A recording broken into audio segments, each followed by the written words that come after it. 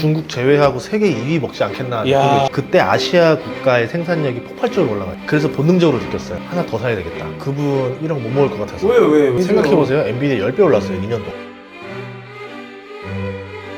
심상치 않지. 나도 이제까지 이런 바텐더 처음 봤다 나도. 배우 파트너. 백업 바텐더야. 돌아오는데 갑자기 설레었어 살짝. 안녕하세요. 술 고르고 있었는데 어떤 걸 좋아하시는지 몰라가지고 레드 야. 있고 화이트 있는데 오, 좋다. 예, 좀 추천해주세요, 파트너님. 그냥 잘 모를 때 그냥 남의 집 가는데 와인 뭔지 모를 때 그냥 손가락 살짝 집어넣어 보세요. 네. 그래서 제일 깊이 들어가는 거. 깊게 들어간다. 이거 너무 야한. 아니, 비싼 걸 골라야 되니까. 뭘 이렇게 고봉으로 따라 그래? 웜에. 많이 먹어요. 웜에 있고. 바텐더가 주식만 할 줄 알지. 내가 봤을 때 술은 잘. 이거 막걸리라고 좀 착각하는 것 같은데 막. 아니 막걸리 같이 따라 불어. 그지? 맞아요. 막걸리 따르실 3인신이 하는. 맞아요. 막걸리 좋아해요. 네. 진짜 아니 고봉을. 아니 진짜 오줌 싸는 거 같네 진짜. 네, 너무 많이 아끼지 말고 마음껏 드세요. 예, 아. 예, 많습니다. 두산 주식으로 올인하신 분이 있어요. 박도환 투자자분이. 맞아. 그 얘기 할 얘기 있어. 그분 인생이 정말 멋있는 게 7만 원대 두산 얘기했을 때 사람들이 욕을 엄청 했어요. 그죠. 2년 전인가 그랬어요. 그 다음에 14만 원 할 때 나오니까 또 욕해요. 20만 원대 나오니까 또 욕해요. 끝까지 오겠네. 그리고서 이제 60만 원 되니까 이제서 칭찬해요. 이제서야. 말하고 싶은 건 이 사람은 그냥 처음부터 끝까지 두산만 얘기했는데 왜 대중은 갑자기 돌변하는가. 제 대표한테 개인적으로 너무 고마운 게 부한이를 만났어요. 음. 결정적으로 산 게 대표님 명색이었거든요. 대표님이 옛날부터 원전주를 계속 얘기했었더라고요. 네. 그러니까 그거를 제가 다 봤단 말이에요. 쇼츠까지 뜬 것까지. 예전에 그 두산 베어스 모자 쓰고도 말했을 거예요. 그러니까. 영상 중에. 미친 사람이에요. 네. 드라마 같은 걸 보여줘야지만 대중이 바뀌어요. 성공한 다음에 말하면 또 안 따라와요. 그니까 두한아 너 잘하고 있대. 포기하지 마 새끼야. 정말 잘하고 있대. 멋있어. 진짜 멋있어. 아니 엊그저께 계좌가인데 370억이야. 분명 좋은 주식이 내 눈앞에서 벌어지고 있는데 왜 맨날 놓치는 걸까? 이 바보야 이러면서 맨날 깨달아가 하는 게 저 우리 시청자들은 네. 이거 보고 안 놓쳐야 되니까. 그 뒤부터는 놓친 거 별로 없어요. 삼양식품 안 놓쳤어요. 맞아 불닭 샀어. 네, 불닭 샀어. 얼마에? 그때 10만 원에서 20만 원 됐거든요. 이야. 2배 올랐어요. 제가 주로 골프 치는 데가 거기 삼양식품 공장 앞에서 많이 쳐요. 아하. 주식 살 거 없냐고 이러는 거여서 아니 여기 지금 삼양식품 이 공장 증설하고 있다. 얘네가 라면 공장이 증설한다는 거는 이거는 보통 있을 수 없는 일이다. 라면 매출이 크게 오르지 않기 때문에. 근데 여기다 공장을 증설하는 이유를 보니까 농심이 지금 이 공장 짓자마자 풀캐파가 돌아가더라 미국에서. 그래서 공장 풀캐파 돌리자마자 상공장 부지를 알아보더라. 와. 근데 삼양 불닭볶음면은 지금 신라면보다 더 폭발적으로 올라가더라. 친구가 먹방 유튜버거든요. 네. 구독자 1,700만 될 거예요. 불닭볶음면이 갑자기 대세가 돼버려요. 아. 그리고 우리나라에서 불닭볶음면 찾는 사람은 별로 없어요. 그 얘기는 뭐냐면 외국 사람들이 불닭볶음면을 사기 때문에 공장을 증설하는 거잖아요. 그래서 20만 원 됐는데 이러는 거죠. 그래도 10만 원 된 걸 20만 원에 어떻게 삽니까? 딱 이러면서 그렇죠. 다시 10만 원 되면 사겠습니다. 아. 그리고 지금 주가 한번 쳐보세요. 지금 110만 원 됐을 거예요. 이야. 전 너무 속상한 게 이정렬 세무사님 있잖아요. 저한테 얘기해줬거든요. 호동아, 레인보우틱스다 레인보우틱스. 괜찮아요, 거기. 그때 당시에 22,000원. 그때 그 즈음에 얘기했거든요. 와, 근데 그때 제가 이제 건물에 미쳐가지고 한 귀로 듣고 한 귀로 흘렸죠. 근데 그게 40만 원까지 날아가는 거예요. 저는 그거 더 후회되는 게 뭔지 아세요? 뭐예요? 제가 이제 목이 메었어. 제가 로봇을 쫙 알아보니까 우리나라에서는 레인보우 로보틱스만 한 게 없더라. 오. 나머지는 기술력 자체가 다르다. 여기 슈보라 해서 이족 보행을 하는 로봇을 만드는 회사는 얘밖에 없다. 오. 그리고 제가 여길 잘 아는 게 레인보우 로보틱스 앞에 살아요, 제가. 저희 집이 카이스트 앞에 사니까. 그래서 이쪽 연락을 했어요. 로봇. 나 당신 회사 기업 탐방하고 싶은 데를 2번, 3번 요청했어요. 우리 같은 동네 주민끼리 좀 한번 문 좀 열어달라. 끝까지 안 열어주는 거예요. 그리고 2달 뒤인가 3달 뒤에 삼성전자에서 지분 매입 뉴스가 딱 나오는 거예요. 빠바바바바 올라가더라고요. 그래서 저는 징크스가 뭐냐면 집 근처에 있는 주식들이 10배가 10배 오른 게 되게 많아요. 아, 진짜요? 올리지오라고 피부하는 원텍도 저희 집 앞에 있었고 소형 인공위성 하나가 인수한 회사도 저희 집 앞에 있었고 신기하다. LG화학도 저희 앞에 있죠. 거기도 레인보우 로보틱스도 있죠. 그래서 지금 이제 하나 남은 게 딱 하나 있어요. 뭐예요? 빨리 얘기해줘. 이거 궁금해. 한국 타이어. 한국 타이어. 그것도 저희 집 앞에 있는데 너무 무거운 거 아니에요? 무겁죠. 근데 저는 뭘 보냐면 5년 이상 바라보는 거. 타이어가 교체해보신 분들은 알아요. 똑같은 사이즈의 똑같은 그 모델인데 전기차용은 30% 더 비싸요. 그 이유는 전기차가 더 무겁기 때문에, 그리고 더 급가속을 많이 해서 마모가 심하기 때문에 더 얇고 더 잘 견뎌야 돼. 내구성이 좋아야 돼요. 그게 더 비쌉니다. 그 전기차 타이어 기술력을 가진 회사가 전 세계에 7개 정도밖에 안 돼요. 많지 않네요. 네, 생각보다 없어요. 글로벌 기준으로 봐도. 근데 한국 타이어가 전기차 타이어 수준으로 치면은 한 2, 3위 정도 해요. 세계에서. 오, 좋다. 근데 잘하네. 대단한 회사인데 우리는 타이어 하는 순간 사양산업이야 그냥 그러니까. 이렇게 해버렸잖아요. 그러면 전기차는 나날이 늘어나고 내연기관차가 줄어들면 기본적으로 차량 대수가 안 바뀌어도 타이어 회사 매출은 30%가 늘어나는데, 그렇다 한들 고무가 더 들어가는 것도 아니고 그러니까. 그냥 기술력 값만 더 올라가는 거예요. 그러니까. 그래서 느낀 게, 와, 이 회사는 마진율이 앞으로 엄청 좋아지겠구나. 근데 이제 세계 경제가 안 좋을 때는 타이어를 최대한 안 교체하려 버텨요, 사실.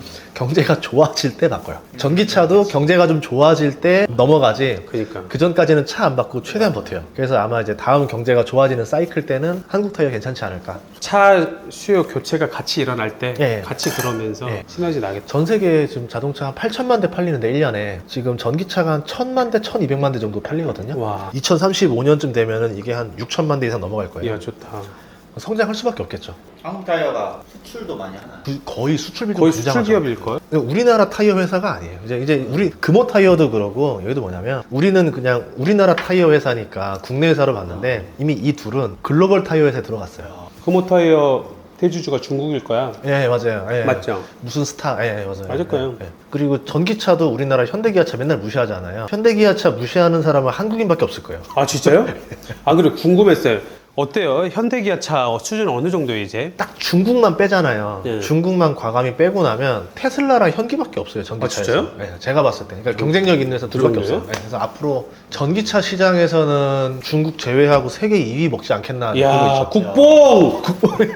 이야, 정 회장님 열심히 일했네. 되게 좋아해요. 근데 주가가 너무 싼 게 항상 마음이 아파요. 아, 내연기관 스텔란티스부터 다 해가지고 PER이 4배에서 5배, 그러니까 너무 저평가죠. 코스피가 10배 정도 되니까 코스피 평가의 절반도 못 받고 있어요. 아, 진짜요? 현대기아가. 근데 왜냐면 내연기관이니까 이러는데, 그니까. 현대기아가 지금 전기차로 전환하는 속도를 계산하고 이제 보면은 한 10년 뒤에는 과연 현대기아를 내연기관차라 회사라 볼 수 있을까? 그렇구나. 예, 전기차 회사를 많이 넘어갈 거예요. 전기차가 제가 봤을 때 공장도 미국에 네, 지었죠. 예, 예. 그걸 봤을 때도 미국과의 관계를 봤을 때도 어떤 긍정적인 면이 그 일본, 항상 우리나라는 일본이랑 경쟁을 했어요. 자동차 사업에서. 미국이 가장 큰 시장이고. 그래서 예전에 2011년에 도요타 리콜 사태 터졌을 때, 네네. 2009년이었나? 그때 2009년이네요. 그 터지고 나서 현대기아가 그때 엄청나게 올라갔던 이유가 도요타에 항상 억눌려 있었다가 그러니까. 도요타가 이렇게 되면서 현대차 떠올랐거든요. 이번에 도요타의 실수 중에 하나가 전기차로 전환이 너무 늦어요. 얘네들이 원래 옛날에 일찍부터 시작해서 배터리 기술도 되게 좋아요. 예, 별의별 연구는 다 했어요. 그런데 전기차로 전환 안 했던 이유가 뭐냐면, 전기차는 심장 박동 소리 같은 게 들리지 않는다. 아. 엔진 소리가 들려야 가슴이 뛴다. 아. 그래서 전기차는 될 수 없다. 제2의 코닥 사태 마치 생각나는데? 옛날 그 사무라이들 칼 들고 뛰는 데 있잖아. 와. 그런 소리 하고 있는 거에서 이게 뭔 헛소리인가. 남학생 까먹는 소리 예, 하고 예. 있는데. 그래서 아, 자기 회사를 너무 페라리라 생각한 거죠. 아, 페라리는 전기차 안 가도 돼요.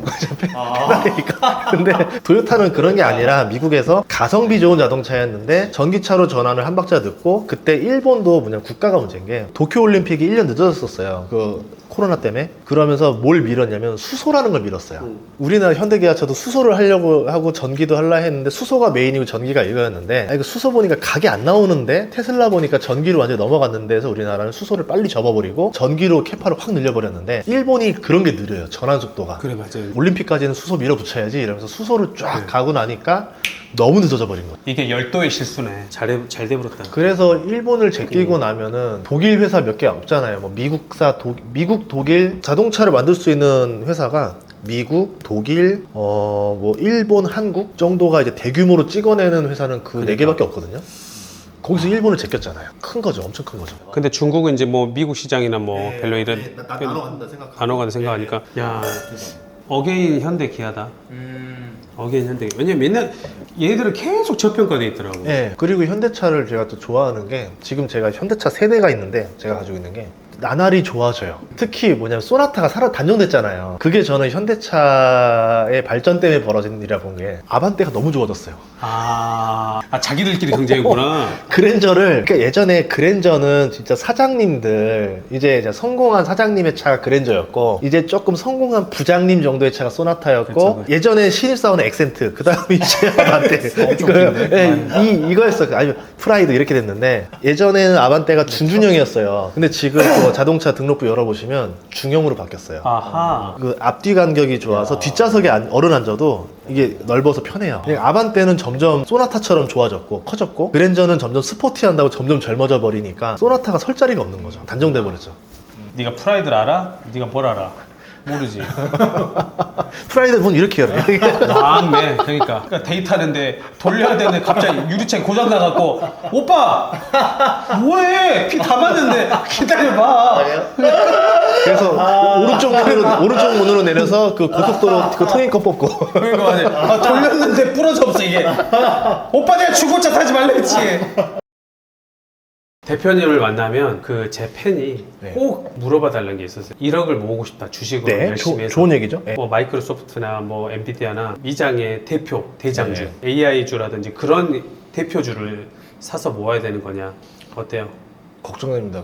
그분 1억 못 먹을 것 같아서. 왜요? 뭐 생각해보세요. 엔비디아 10배 올랐어요. 2년 동안. 10배 오른 거를 지금 들어간다는 거잖아요. 그거만큼 무서운 게 어딨어요. 그러니까 그 주식이라는 게 이렇게 오르진 않아요. 급하게 오르고 좀 쉬다가 급하게 오르고 쉬고 하는데 막 급하게 오른 주식을 지금 이 고점에 산다? 최소한 횡보인 거예요. 아니면 조금 조정을 받는다던가. 그게 아니라 AI를 살라 했으면 어떻게 사야 되냐면 이미 벌써 오른 걸 다 보고 투자하면 사람 심리는 안전하다 생각해요. 아하. 이미 백데이터가 나왔기 때문에 데이터다. 2년 동안 10배 올랐으니까 앞으로 2년 뒤에도 10배 더 오르겠지. 말도 안 되는 사고를 하는 거예요. 근데 그런 게 아니라 어떤 걸 사야 되냐면 모두가 공포에 질려 있고 이제 AI가 뜬다는데 이게 되는 게 맞아? 그때 근데 아무도 뭔가 좀 긴가민가 할 때는 주가가 안 올라 있어요. 이때는 내가 먼저 달려들어야죠. 도전 정신을. 그게 더 안전해. 그러니까 주식에서는 위험한 게 안전한 거지 안전한 게 위험한 거예요. 이야, 엄청난 메시지. 100억짜리 이야기 해준 거야. 그러니까 아까 1억 못 먹을 거냐면 계속 그 뒷북치는 그러니까 이미 백테이트 그러니까 되게 신중한 사람일 거예요. 그러면 이미 그거 다 보고 나서 이제 간다? 더 위험한 거죠. 그러니까 옛날 우리 어렸을 때 증권 회사에 스님이 왔다든지 아줌마가 아기를 들고 왔다. 그 얘기네, 그 얘기. 결국은 나보다 다음 호구가 더 비싸게 사줘야 되는 건데 결국 가격이라는 거는 이미 벌써 살 사람까지 다 산 상태에서 돈 들어올 데가 없는데 어떻게 올리겠어요? 올릴 수가 없죠.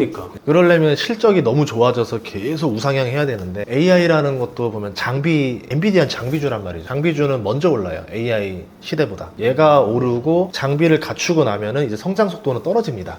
그러면 그 다음은 누가 돈을 버냐면 주식의 원리를 하나 말씀드리면 5년 정도의 텀이 발생하는데 하이테크 기술은 미국에서 항상 먼저 나와요. 기술주가 미국에서 항상 먼저 올라요. 그런 다음에 그게 어느 정도 5년 정도 치열하게 싸우면 단가가 막 떨어지고 대중화가 되면서 아시아 제조업에 장착이 됩니다. 그럼 아시아 제조업은 그 하이테크 기술을 장착하면서 생산 효율이라고 해야 될까요? 생산량이 갑자기 늘어나요. 1000명 직원 가지고 매출이 2배, 3배가 올라갑니다. 그럼 당연히 이제 아시아 제조업 국가들 주가가 그때부터 올라가요. 제가 보는 거는 AI는 지금 하이테크고 AI 가지고 지금 갑자기 생산력이 확 늘었다고 하는 회사들은 없어요. 그냥 우리가 단지 기술에 열광했을 뿐인 거예요. 그럼 이 AI를 가지고 어떻게 효율을 내게 할 거냐, 제조업으로 들어갈 거냐는 로봇이라던가 그러면 그 제조업은 중국, 한국, 일본 이런 데들 가지고 있는데 그럼 그 나라들은 이제 AI가 완성되고 제조업에 장착되는 일반적으로 스마트 팩토리라던가 로봇들이라던가 이런 게 어느 정도 가격 단가가 떨어지면서 막 공급됐을 때 그때 아시아 국가의 생산력이 폭발적으로 올라가겠죠. 인구 노령화, 저출산으로 되게 고생하고 있는데 갑자기 로봇이 다 대체하기 시작하면은 현대차에 직원 거의 필요 없고 로봇들이 다 한다 생각해보세요. 그러면 현대차의 마진이 얼마나 올라가겠어요. 좋다. 또 신기하게 또 저출산이래요. 애들이 젊은 사람이 없어요 애초에. 자연스럽게 이제 은퇴하시는 분들만큼 신규 채용 안 하고 그냥 그 인원대로 해서 로봇으로 다 채워나가면은 자연스럽게 노사 문제 안 일으키고 이게 다 전환이 되겠죠. 네. 그렇게 되면 제조업 주가가 확 올라가지 않을까. 오히려 AI 다음은 아시아를 봐야 되지 않나 이렇게 보는 거죠. 10년은 좀 멀고 한 5년 7년 본다 그러면 어떤 게 유망할까요? 제조업이요. 제조업이에요? 아까 한국 타이어 같은 거. 아. 자동차, 한국 타이어. 전기차 수요는 멈출 수가 없어요. 자율주행으로 하든 전기차로 하든 계속 쓰일 거예요. 기본 베이스는 이거니까. 그럼 전기차를 만드는 현대차, 기아차는 뭐 시간이 지나도 회사의 가치는 뭐 좀 유망하겠죠. 타이어도 전기차 타이어를 만드는 회사는 전기차 자체가 매출이 안 떨어졌기 때문에 타이어 매출도 안 떨어지죠. 그럼 얘네들이 괜찮은데 이거를 아예 AI로 다 계산해서 자재까지 다 딱 맞춰서 하고 물류가 이제 거의 무인으로 돌아가기 시작하면 그러니까. 어마어마한 단가 하락이 나오죠. 그럼 영업이익률이 그동안은 뭐 자동차 팔아봤자 뭐 3%, 6%이 정도였던 사업에서 현대차가 영업이익률 40%를 뽑는다? 와.